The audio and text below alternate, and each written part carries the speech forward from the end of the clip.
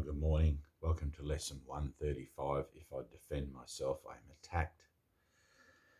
So this is a very big lesson. It covers 5 pages. We're using the wide edition of A Course in Miracles. So I'm just going to get into it. I don't want to talk too much. It's going to take me a minute to read all this. Okay, so who would defend himself unless he thought he was attacked, that the attack is real and that his own defense can save himself?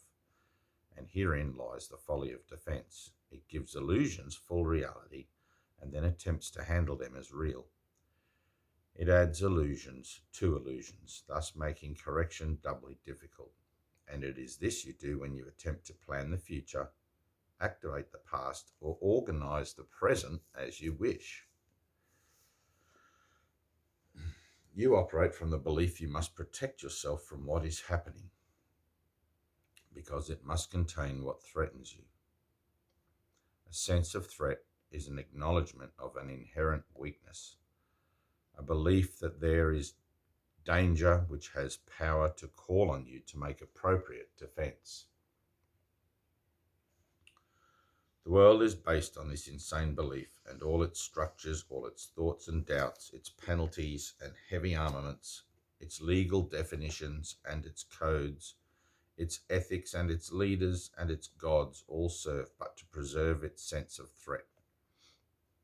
For no one walks the world in armature, but must have terror striking at his heart. Defense is frightening.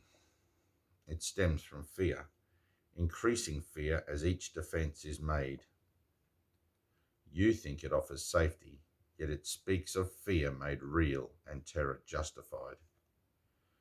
Is it not strange you do not pause to ask, as you elaborate your plans and make your armour thicker and your locks more tighter, what you defend and how and against what? Let us consider first what you defend. It must be something that is very weak and easily assaulted. It must be something made easy prey, unable to protect itself and needing your defence. What but the body has such frailty that constant care and watchful deep concern is needful to protect its little life? What but the body falters and must fail to serve the Son of God as worthy host? Yet it is not the body that can fear, nor be a thing of fear. It has no need of those, but which you assign to it.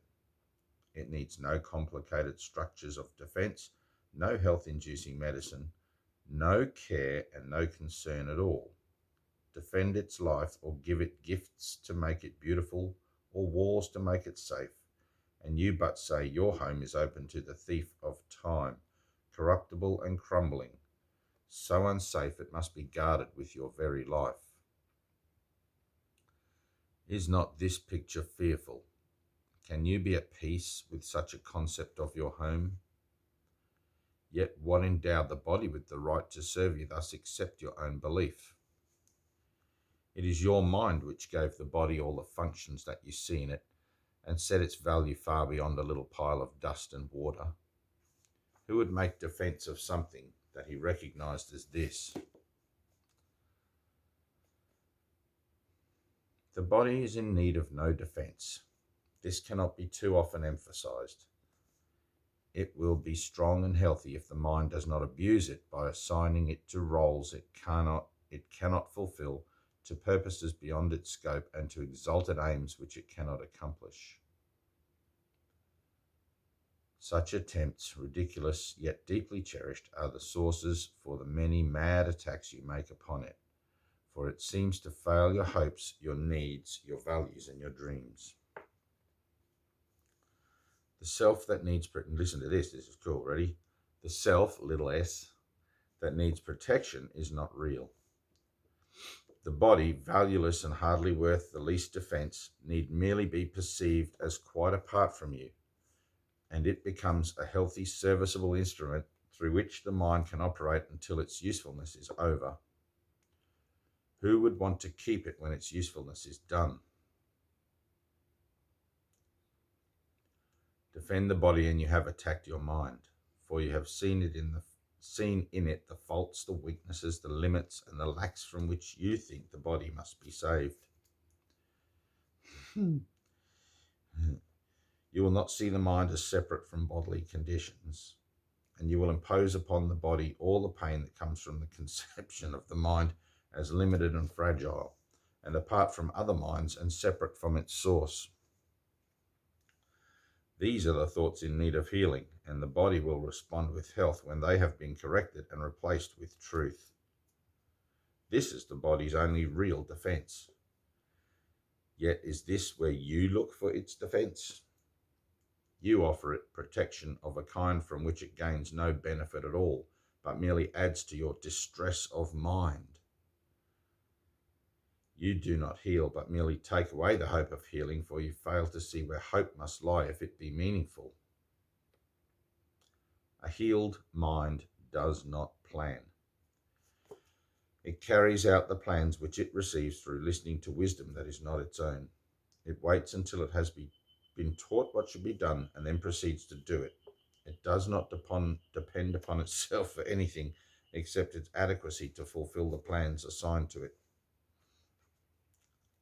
It is secure in certainty that obstacles cannot impede its progress to accomplishment of any goal which serves the greater plan established for the good of everyone.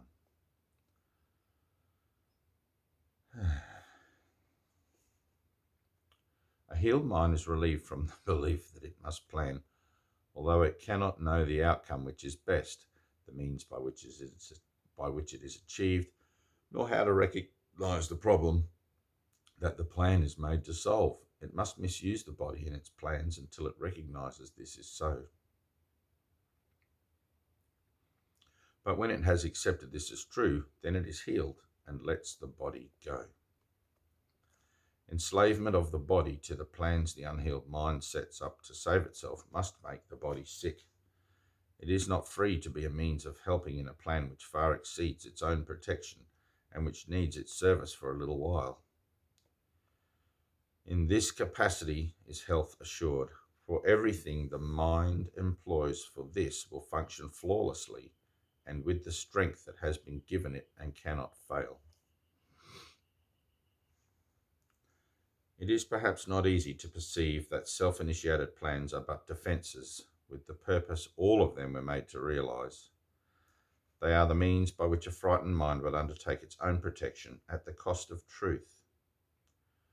This is not difficult to realise in some forms which these self-deceptions take, for the denial of reality is very obvious, yet planning is not often recognised as a defence.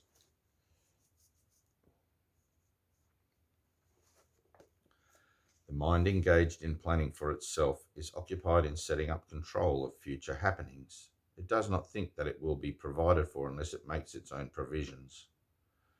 Time becomes a future emphasis to be controlled by learning and experience obtained from past events and previous beliefs. It overlooks the present, for it rests on the idea the past has taught enough to let the mind direct its future course. The mind that plans is thus refusing to allow for change. What it has learned before becomes the basis for its future goals. Its past experience directs its choice of what will happen, and it does not see that here and now is everything it needs to guarantee a future quite unlike the past, without a continuity of any old ideas and sick beliefs. Anticipation plays no part at all, for present confidence directs the way. Defences are the plans you undertake to make against the truth. Their aim is to select what you approve and disregard what you consider incompatible with your beliefs of your reality. Yet what remains is meaningful indeed, for it is your reality which is the threat that your defences would attack, obscure, and take apart and crucify. What could you not accept if you but knew that everything which happens, all events, past, present, and to come, are gently planned by one whose only purpose is your good? Perhaps you have misunderstood his plan, for he would never offer pain to you. But your defences did not let you see his loving blessing shine in every step you ever took. While you made plans for death, he led you gently to eternal life. Your present trust in him is the defense which promises a future undisturbed, without a trace of sorrow, and with joy which constantly increases as this life becomes a holy instant, set in time, but heeding only immortality. Let no defences but your present trust direct the future, and this life becomes a meaningful encounter with the truth that only your defences would conceal. Without defences, you become a light which heaven gratefully acknowledges to be its own, and it will lead you on in ways appointed for your happiness according to the ancient plan begun when time was born. Your followers will join their light with yours, and it will be increased until the world is lighted up with joy, and gladly will our brothers lay aside their cumbersome defences which availed them nothing and could only terrify. We will anticipate that time today with present confidence, for this is a part of what was planned for us. We will be sure that everything we need is given us for our accomplishment of this today. We make no plans for how it will be done, but realize that our defenselessness is all that is required for the truth to dawn upon our minds with certainty. For 15 minutes twice today, we rest from senseless planning and from every thought which blocks the truth from entering our minds. Today we will receive instead of plan, that we may give instead of organize. And we are given truly, as we say, if I defend myself, I am attacked, but in defenselessness I will be strong, and I will learn what my defenses hide. Nothing but that. If there are plans to make, you'll be told of them. They may not be the plans you thought were needed, nor indeed the answers to the problems which you thought confronted you, but they are answers to another kind of question which remains unanswered, yet in need of answering, until the answer comes to you at last. All your defences have been aimed at not receiving what you will receive today. And in the light and joy of simple truth, you will but wonder why you ever thought that you must be defended from release. Heaven asks nothing. It is hell that makes extravagant demands for sacrifice. You give up nothing in these times today when, undefended, you present yourself to your Creator as you really are. He has remembered you. Today we will remember him, for this is Easter time in your salvation, and you rise again from what was seeming death and hopelessness. Now is the light of hope reborn in you, for now you come without defense to learn the part for you within the plan of God. What little plans or magical beliefs can still have value when you have received your function from the voice of God himself? Try not to shape this day as you believe would benefit you most, for you cannot conceive of all the happiness that comes to you without your planning. Learn today, and all the world will take this giant stride and celebrate your Easter time with you. Throughout the day, as foolish little things appear to raise defensiveness in you and tempt you to engage in weaving plans, remind yourself this is a special day for learning, and acknowledge it with this. This is my Easter time, and I would keep it holy.